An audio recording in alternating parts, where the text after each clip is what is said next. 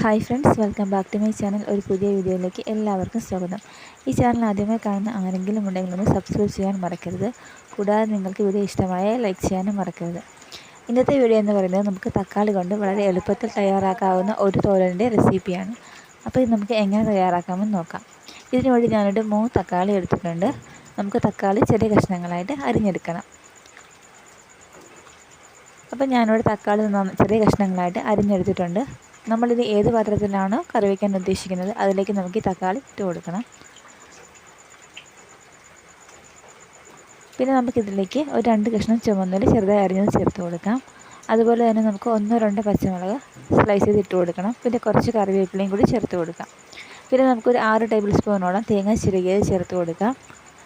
നമുക്ക് പിന്നെ അതിലേക്ക് ആവശ്യത്തിനുള്ള ഉപ്പും കൂടി ചേർത്ത് കൊടുക്കണം. ഇനി നമുക്ക് ഇതിലേക്ക് 1/4 ടീസ്പൂണോളം മഞ്ഞൾപ്പൊടി ചേർത്ത് കൊടുക്കാം. അതുപോലെ തന്നെ 1 ടീസ്പൂണോളം ഓയിലും കൂടി ചേർത്ത് കൊടുക്കാം. പിന്നെ നമുക്കിതിലേക്ക് കുറച്ച് വെള്ളം കൂടി ചേർത്തിട്ട് നന്നായിട്ട് മിക്സ് ചെയ്തെടുക്കണം. ഞാനിപ്പോൾ നന്നായിട്ട് മിക്സ് ചെയ്തെടുത്തിട്ടുണ്ട്. നമുക്കിത് അടുപ്പിൽ വെച്ച് ചെറിയ ഫ്ലെയിമിൽ കുക്ക് ചെയ്തെടുക്കണം. പിന്നെ നമ്മൾ കുക്ക് ചെയ്യുമ്പോഴത്തേക്കും തിളച്ച് വരുന്ന സമയത്ത് നമ്മളൊന്ന് ഇളക്കി കൊടുക്കണം.